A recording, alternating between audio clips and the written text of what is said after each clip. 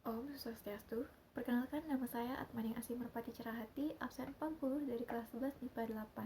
Di sini saya akan melakukan suatu storytelling untuk menceritakan kronologi sebelum terjadinya proklamasi hingga saat terjadinya proklamasi. Proklamasi kemerdekaan Indonesia tersebut dimulai dari terdesaknya Jepang pada Perang Dunia Kedua. Pada 6 Agustus 1945, kota Hiroshima di Jepang dijatuhi oleh bom atom pertama oleh Amerika Serikat, yang kemudian mulai menurunkan moral semangat tentara Jepang di seluruh dunia. Kemudian keesokan harinya pada 7 Agustus 1945, BPUPKI atau yang dikenal sebagai Dokuritsu Junmiko Sakai dibubarkan. Kemudian terbentuklah PPKI atau yang disebut Dokuritsu Junmei Inkai untuk lebih menegaskan keinginan dan tujuan mencapai kemerdekaan Indonesia. Pada 19 Agustus 1945, kota Nagasaki di Jepang dijatuhi oleh bom atom kedua yang juga dijatuhkan oleh Amerika Serikat, sehingga menyebabkan Jepang menyerah kepada Amerika Serikat dan sekutunya. Momen ini pun dimanfaatkan oleh Indonesia untuk memproklamasikan kemerdekaannya.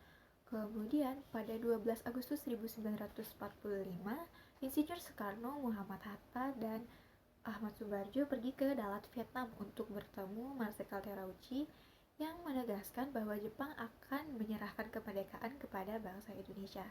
Namun sementara itu di Indonesia, pada tanggal 10 Agustus 1945, Sultan Syahrir telah mendengar kabar-kabar tersebut melalui radio bahwa Jepang telah menyerah kepada sekutu. Para pejuang bawah tanah pun mulai bersiap untuk memproklamasikan kemerdekaan Indonesia dan menolak bentuk kemerdekaan yang diberikan oleh Jepang karena mereka menganggap bahwa itu adalah sebuah hadiah. Kemudian pada 14 Agustus 1945, Soekarno, Muhammad Hatta, dan Regimen Video Diningrat sudah kembali ke Indonesia. Pada saat itu pun Sultan Syahrir mendesak Soekarno-Hatta untuk segera memproklamasikan kemerdekaan Indonesia karena menganggap hasil pertemuan di Dalat sebagai tipu muslihat Jepang. Namun Soekarno juga masih belum yakin bahwa Jepang memang telah menyerah, dan apabila mempercepat proklamasi kemerdekaan Republik Indonesia pada saat itu, maka hanya akan menimbulkan pertumpahan darah yang sangat besar dan akan berakibat fatal jika para pejuang Indonesia belum siap. Soekarno pun mengingatkan Hatta bahwa Syahrir tidak memiliki hak untuk proklamasikan kemerdekaan karena untuk memproklamasikan kemerdekaan tersebut merupakan hak dari panitia persiapan kemerdekaan Indonesia. Sementara menurut Syahrir, PPKI hanyalah badan buatan Jepang, dan proklamasi kemerdekaan oleh PPKI itu hanya merupakan hadiah dari Jepang yang hanya akan mengalihkan perhatian Indonesia untuk sementara.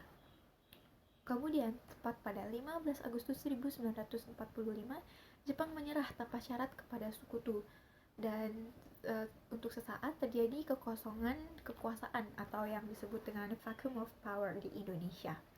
Jepang menyerah tanpa syarat tersebut terjadi di kapal USS Missouri. Namun tentara dan angkatan laut Jepang masih berkuasa di Indonesia karena pada saat itu Jepang berjanji akan mengembalikan kekuasaan di Indonesia ke tangan sekutu. Sultan Syahrir, Wikana, Darwis, dan Chairul Saleh yang mendengar kabar ini melalui radio pun segera mendesak kembali golongan tua agar cepat untuk melakukan proklamasi. Namun sekali lagi, golongan tua tetap tidak ingin melakukan proklamasi secara terburu-buru karena mereka tidak ingin terjadi pertumpahan darah yang terlalu berlebihan pada saat proklamasi. Konsultasi pun dilakukan dalam bentuk rapat PPKI. Namun golongan pemuda tersebut tidak menyetujui rapat tersebut karena menurut mereka PPKI hanya sebuah hadiah yang untuk mengalihkan perhatian masyarakat Indonesia karena mereka golongan pemuda juga menginginkan kemerdekaan atas usaha bangsa kita sendiri, bukan hadiah pemberian Jepang. Kemudian Soekarno dan Hatta pun tetap mendatangi penguasa militer Jepang Gunsei untuk memperoleh konfirmasi di kantornya di Koningsplein, Medan Merdeka. Tapi kantor tersebut kosong. Kemudian Soekarno dan Hatta pun bersama Subarjo kemudian ke kantor Bukanfu yaitu di Jalan Medan Merdeka Utara. Maeda menyambut kedatangan mereka dengan baik, bahkan ia juga memberi selamat kepada Soekarno dan Hatta atas keberhasilan mereka di Dalat Vietnam tersebut. Maeda juga memberi penjelasan bahwa ia belum menerima instruksi apapun dari Tokyo mengenai proklamasi kemerdekaan Indonesia. Kemudian sepulang dari Maeda, Soekarno dan Hatta segera mempersiapkan pertemuan panitia kemerdekaan Indonesia yang direncanakan pada pukul 10 pagi tanggal 16 Agustus keesokan harinya di Jalan Pejambon nomor 2 untuk membicarakan segala sesuatu yang perlu dipersiapkan ketika proklamasi tersebut. Namun, pertemuan tersebut tidak jadi diadakan dikarenakan menghilangnya Soekarno dan Hatta. Yang sebenarnya terjadi yaitu pada 16 Agustus 1945, pada dini hari, Soekarno dan Muhammad Hatta diculik oleh golongan muda ke Rengas Dengklok, Karawang, dan dipaksa untuk segera memproklamasikan kemerdekaan melalui radio. Peristiwa tersebut kemudian dikenal sebagai peristiwa Rengas Dengklok. Tujuannya adalah agar Insinyur Soekarno dan Muhammad Hatta tidak terpengaruh oleh Jepang. Di sini mereka kembali meyakinkan Soekarno bahwa Jepang telah menyerah dan para pejuang telah siap untuk melawan Jepang apapun risikonya untuk mencapai kemerdekaan. Pada 16 Agustus 1900 di malam harinya, Soekarno dan Muhammad Hatta telah kembali ke Jakarta dikarenakan Ahmad Subarjo berhasil meyakinkan para pemuda agar tidak terburu-buru dalam memproklamasikan kemerdekaan. Setelah tiba di Jakarta, mereka kembali pulang ke rumah masing-masing mengingat bahwa Hotel Des Indes tidak dapat digunakan sebagai tempat pertemuan pada jam 10 malam ke atas.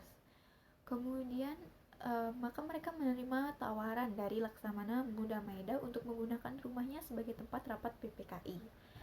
Rapat tersebut terjadi pada malam hingga pagi hari. Soekarno dan Muhammad Hatta bersama golongan muda dan golongan tua membahas perumusan naskah proklamasi kemerdekaan negara Indonesia.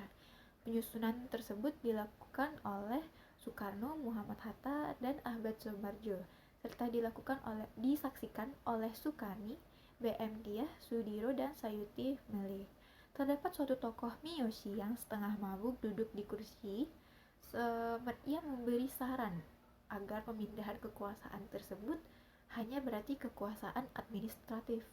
Namun tentang hal ini, maka Bung Karno menegaskan bahwa pemindahan kekuasaan tersebut berarti transfer of power, yang berarti seluruh kekuasaannya jatuh ke tangan masyarakat Indonesia.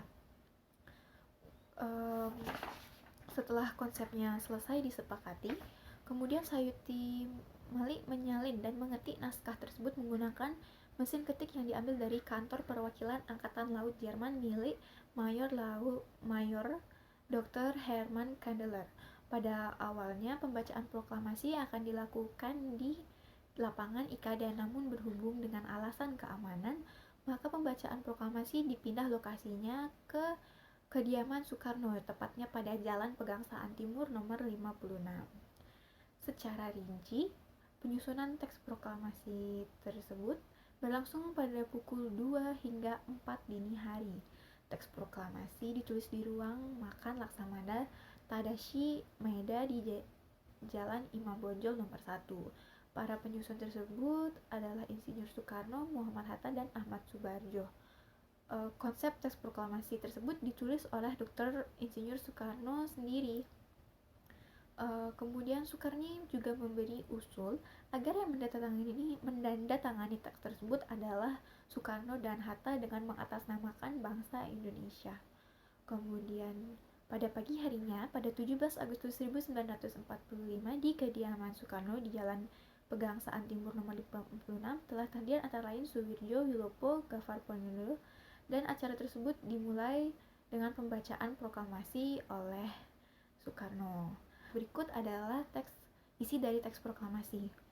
Proklamasi, kami, bangsa Indonesia dengan ini menyatakan kemerdekaan Indonesia. Hal-hal yang mengenai pemindahan kekuasaan dan lain-lain diselenggarakan dengan cara seksama dan dalam tempo yang sesingkat-singkatnya. Jakarta, hari 17 bulan 8 tahun 05. Atas nama bangsa Indonesia, Soekarno Hatta. Maka kemudian pada Akhirnya, pada tanggal 18 Agustus 1945, Panitia Persiapan Kemerdekaan Indonesia mengambil keputusan untuk mengesahkan dan menetapkan Undang-Undang Dasar sebagai dasar negara Republik Indonesia yang selanjutnya dikenal sebagai UUD 45. Dengan demikian terbentuklah Pemerintahan Negara Kesatuan Indonesia yang berbentuk republik dengan kedaulatan di tangan rakyat dan dilakukan sepenuhnya oleh Majelis Permusyawaratan Rakyat. Dan setelah itu terpilihlah Soekarno dan Muhammad Hatta sebagai presiden pertama Indonesia. Sekian yang dapat saya sampaikan. Mohon maaf apabila ada kesalahan. Terima kasih. Om Santi Santi Santi Om.